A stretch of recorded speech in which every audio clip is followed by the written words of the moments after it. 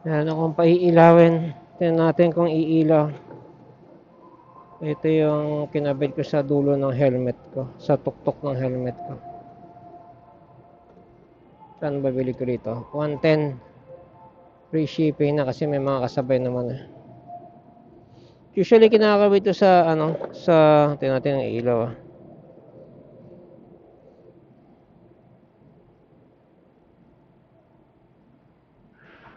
Yan, may ilaw naman. Kita nyo? Hindi yata kita.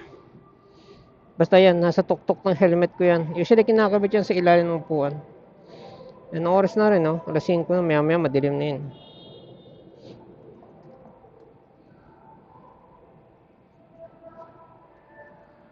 Natin gagana tong charger. Yun, gumana. So, sunduin nyo si teacher.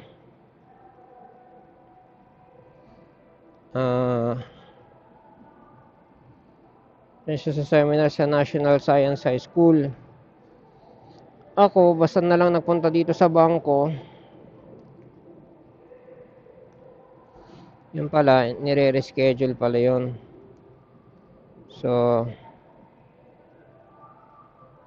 para-schedule ako. Sabi mag-email daw. Yan na, kailangan ko rin mag-isip. Kailangan pagplanuhan ko yung game plan. Paano ko kikitain yon. At the same time, hindi na siguro dito dumaan. Minsan dito ako pinadadaan eh. Dito tayo dumaan. Game plan sa paano ko kikitain yung 185k in baho. 185k in 3 years. Pero target ko dapat within 1 to 2 years. Ano na, goods na yan.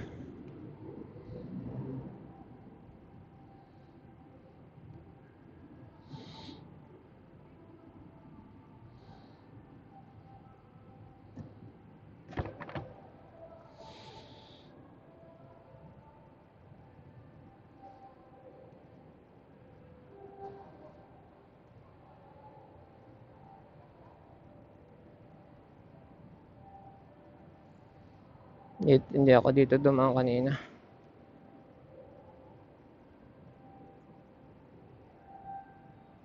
Kaya hindi nila alam. Electric. Wala.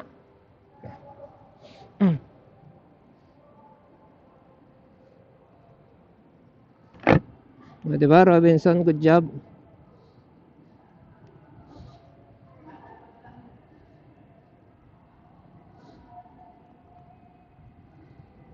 So, saan ako pinapupunta? Doon na lang sa dinaanan namin ni teacher. Para walang ligaw-ligaw. Nadaan nga lang na circle. Ayoko mag-EDSA eh. Talaga ako nag-EDSA kahit kailan.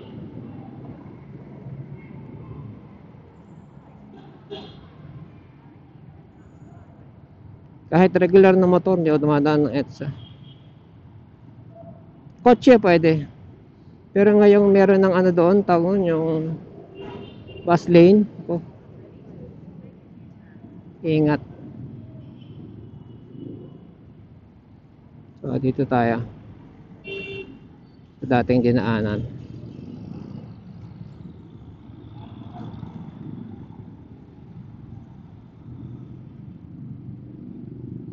Laking tipid na tong motor ha. Kahapon nanonood kami ng mga adventurers, ang pangalan ng channel F4.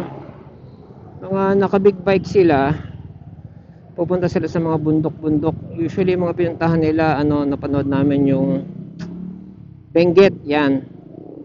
Obviously hindi kami makakarating doon. Makakarating man mahirap, di ba? So naisip ko, sabi ko kay teacher, ano kaya yung loan ko? Ibili natin ng big bike. Kano ba big bike? So, makabili tayo ng second hand na less than 300. Meron naman siguro sa maganda condition. Wag lang magmadali pumili para makakapag-adventure kami ng ganon. Naisip lang,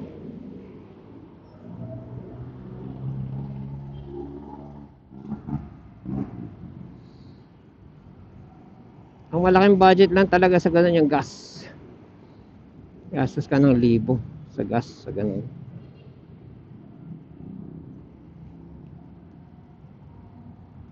Yung kinukwento ko kanina na kung siyempre eksperimento ka, gastos ako doon ng pera tsaka ng oras.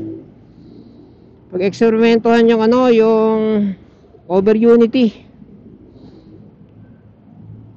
ito try ko sa sarili ko. Ano yun parang papalitan mo ng magnet yung yung ginagamit ng kotse, alternator. Papalitan mo ng magnet yung alternator, tapos ikakabit mo sa motor, tapos yung motor yun yung magcha-charge ng yung motor mo. So parang dalawang motor na magka-parallel, na magkadugtong pala, tapos gagawin mo charger ng motor. Kahit maliit lang na ganon, diba? Para habang ginagamit mo nagcha-charge. Napagana mo yung putya. Bukod sa libre ka na forever,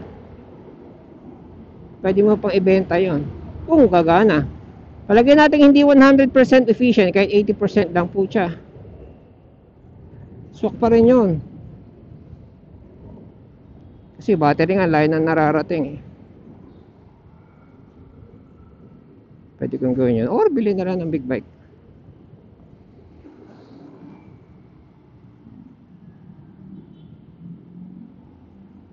Banda. Mahal kasi maintenance ng motor Totoo lang. Tsaka mas ma-maintenance ang motor sa gasolina, sa langis. Yan, dalawang maintenance yan, di ba? Change oil tsaka gasolina. Concentrate tayo mag-drive para makarating tayo doon na tayo tumambay pag nakarating tayo maaga.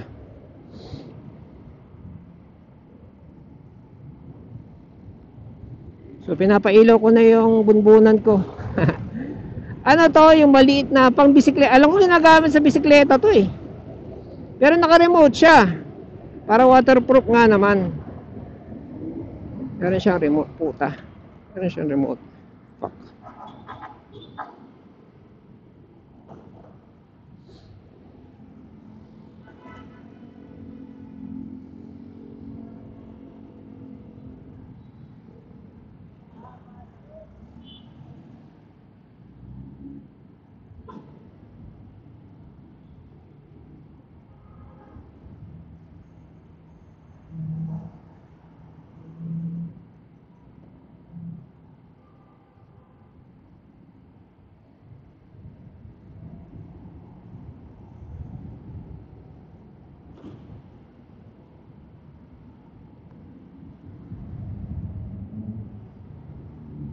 May kakaliwa dito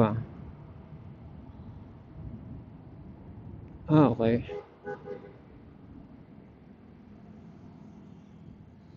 Na-imagine ko, ako nung nag-resign ako sa sa call center, yung kumpanya ko Dell.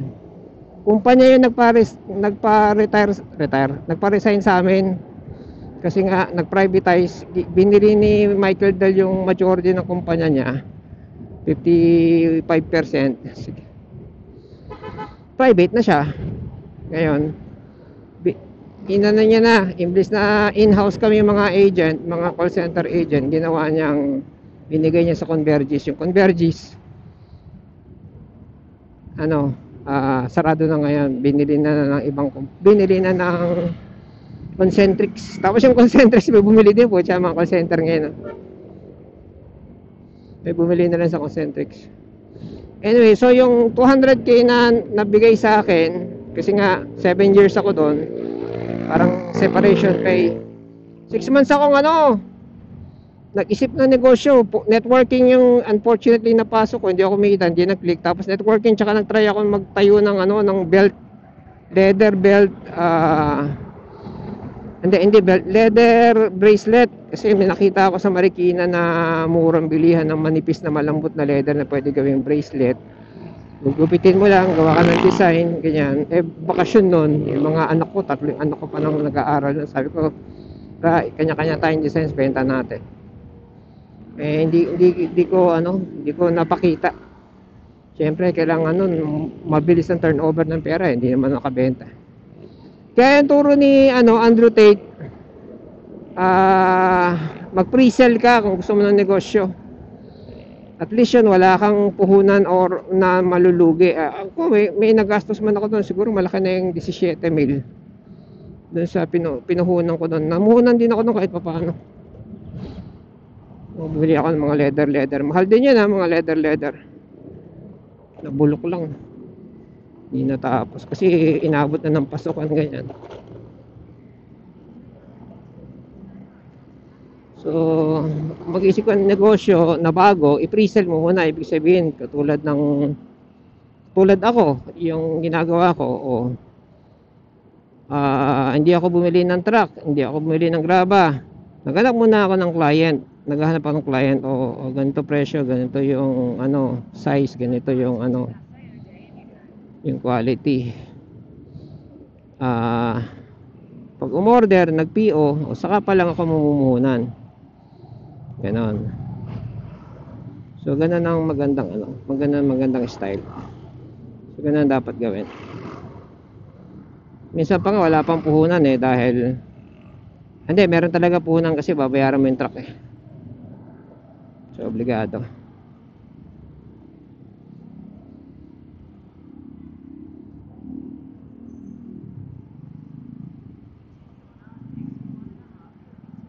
R6 pala tawag dito. Ay, naabot pa ako ng stop. Diba, ang taas ng puan ko. Kakapanibago.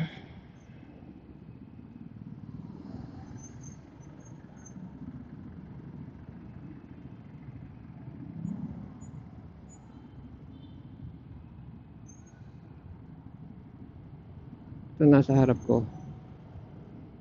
Makita ko para siyang Honda At yung anong motor to Honda nga.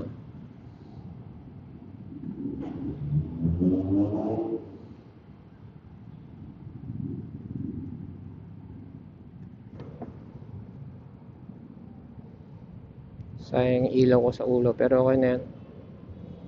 Yung ilaw ko sa ulo para siyang beacon nasa tuktok ng helmet ko. Yung ilaw niya pula tapos very mga every 5 seconds siya magbi-blink. Langin ko 1, 2, 3. Every 2 seconds lang pala. 1, 1, 2, go.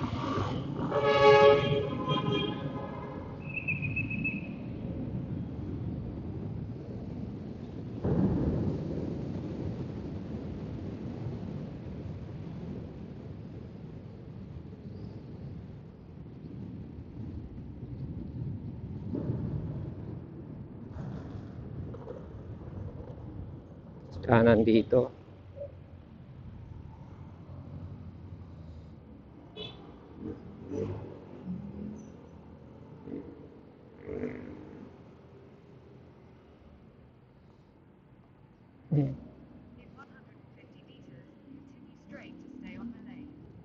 Mulave.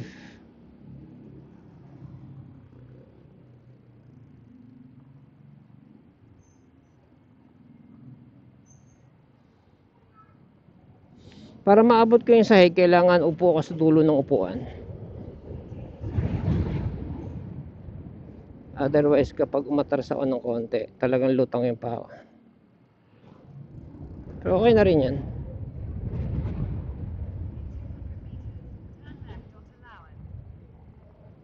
Turn left ko dyan. Ririnig ko yung Google Map. Nag-e-EDSA ako nyan Ignore EDSA.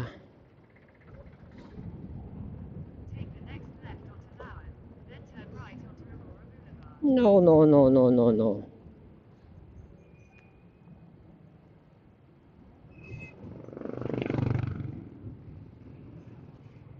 Ano yung Tindalo? What's Tindalo? Hindi niya pala naririnig ko ano.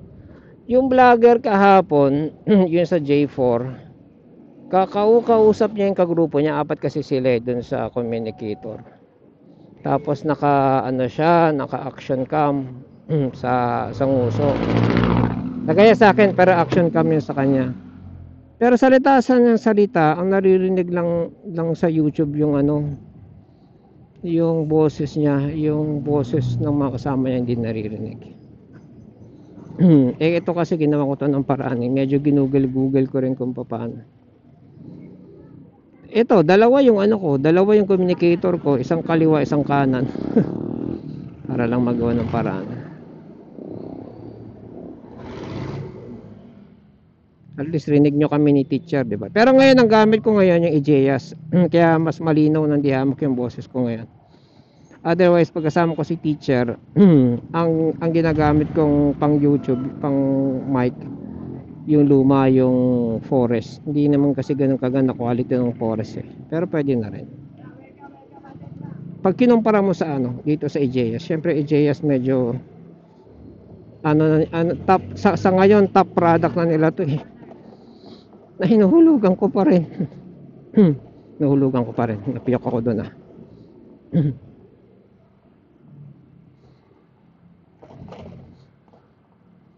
Kaya man at least maganda quality ng namin ni teacher.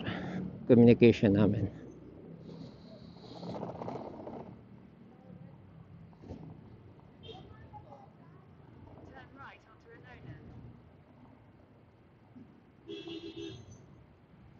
Pwede kaya ako sumampa rito.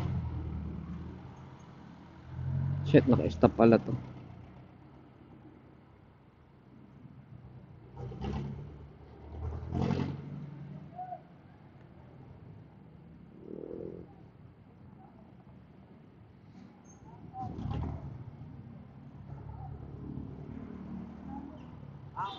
Merong video ng nakamotor, may angkas. Grabe yung tutok niya sa yung malapad na truck. May tawag doon yung nagkakarga ng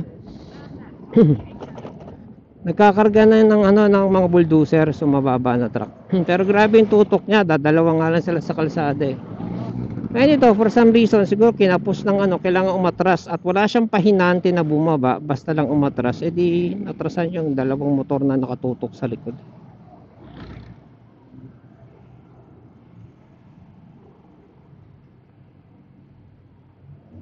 Kaya huwag masyadong tututok sa mga kaharap.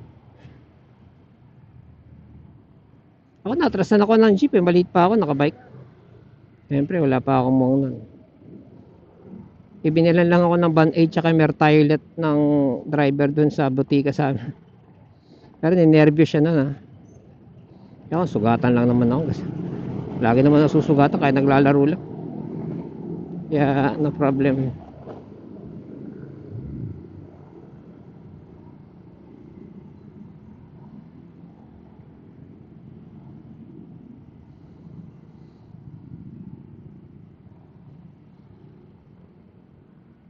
Kasi pag-aatras kasi dapat titingin kung may spotter. Yan, kailangan may spotter kung atras ka. Ako nga nakamotor eh, inutusan ko si teacher. Motor lang yun ah. Yung pa kayang sasakyan.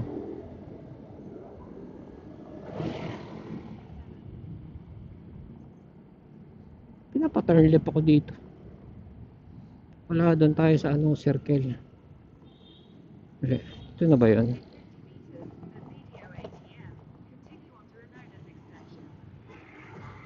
Yan nga, dito na nga, pucha. Dito kami kanina eh. Plating ko lang yung ginawa namin.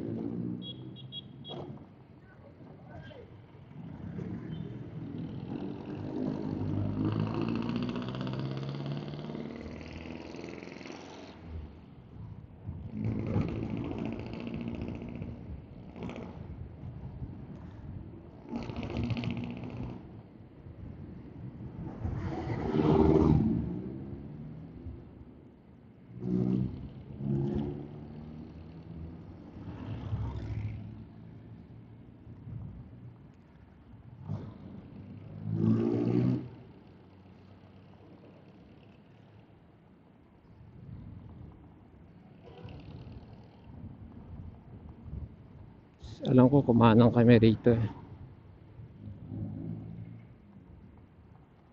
Kalayaan.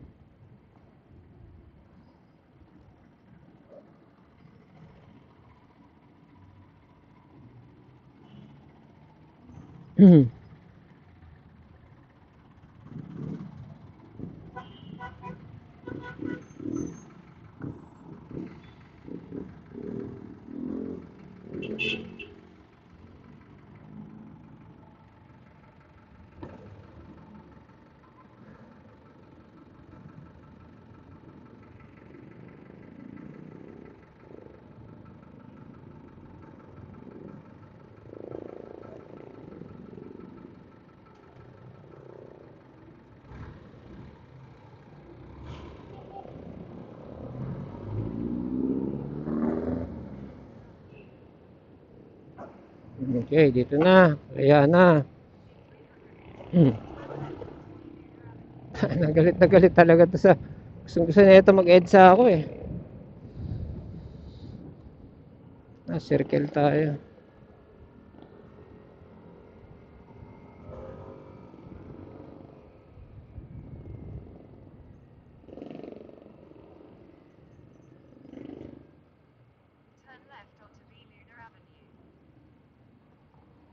Nakakaliwa niya ako.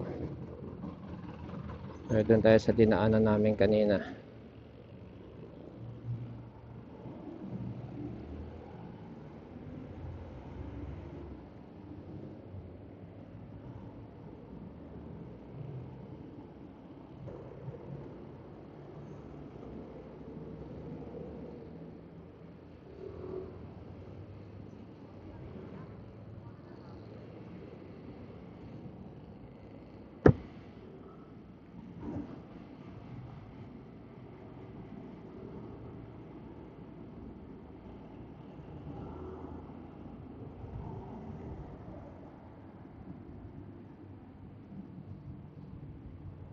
Siyempre, pag hindi ko na sinahatid sundo si teacher, magtatampo pala yun dahil bumili siya ng helmet.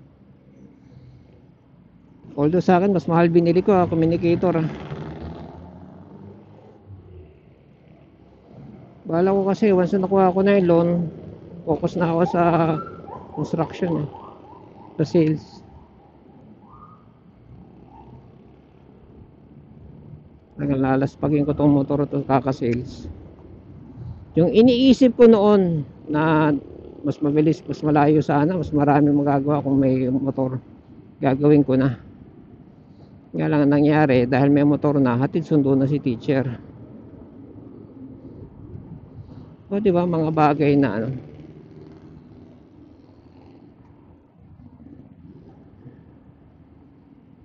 Tulad niya, bumibili-bili ako ng loto. Isipin ko, pag nakuha ko na yung premyo ko sa loto,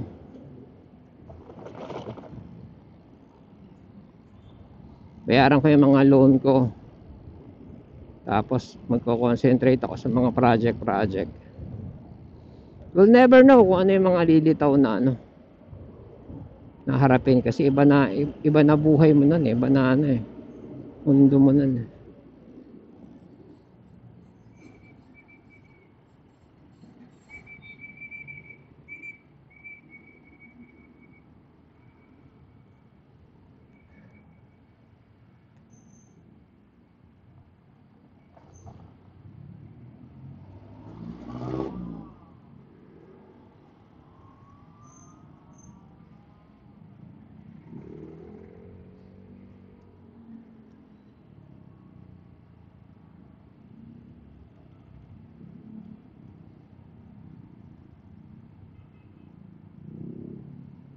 Anong ano ba to?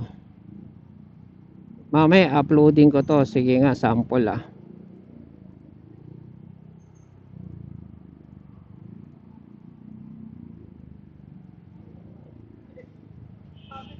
mamaya drive muna tayo.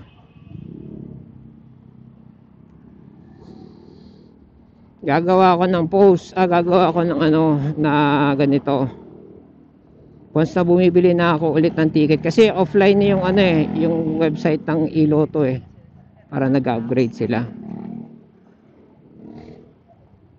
baka okay na yung loto. Ganito gagawin ko, lahat ng magko-comment sa araw na to may ano, balato. Let's say kano kaya magandang balata, 100. 100 to 1k, pag-isipan ko pa basta may balato. Yan, depende sa mapapanalunan ko syempre. Tapos yun lang, wala na. Lahat na ng non-relative na magpapabalato, yun na yun. Yan, tipong ganun. Baka magkano kaya akong balato nung kahit 100 lang ano.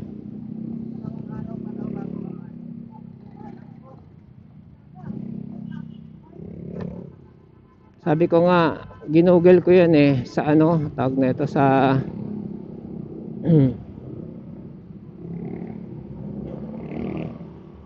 ginugol ko sa ano, sa ChatGPT, Gemini, katumbas ng ChatGPT yun. Sabi ko, nakakapanaginip ako ng kamag-anak. Pag tinaya ko ba yung mga birthday nila, may chance ba manalo sa tumama sa loto yun? Sabi, hindi raw. Eh di wow. Pero kasi nanonood ako ng mga ini-interview na nananalo. Yung iba sa kanila alagang number talaga. Yung iba napadaan lang, ganyan. Dito na rin lang ako, bili na nga akong loto. Hindi pong ganon.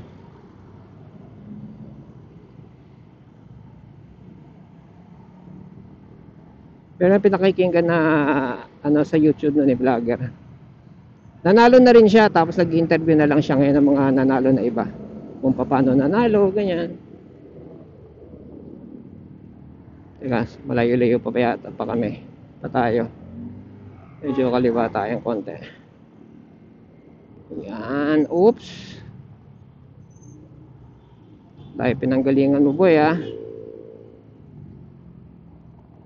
Yan. Suabe. Ito pa tayo.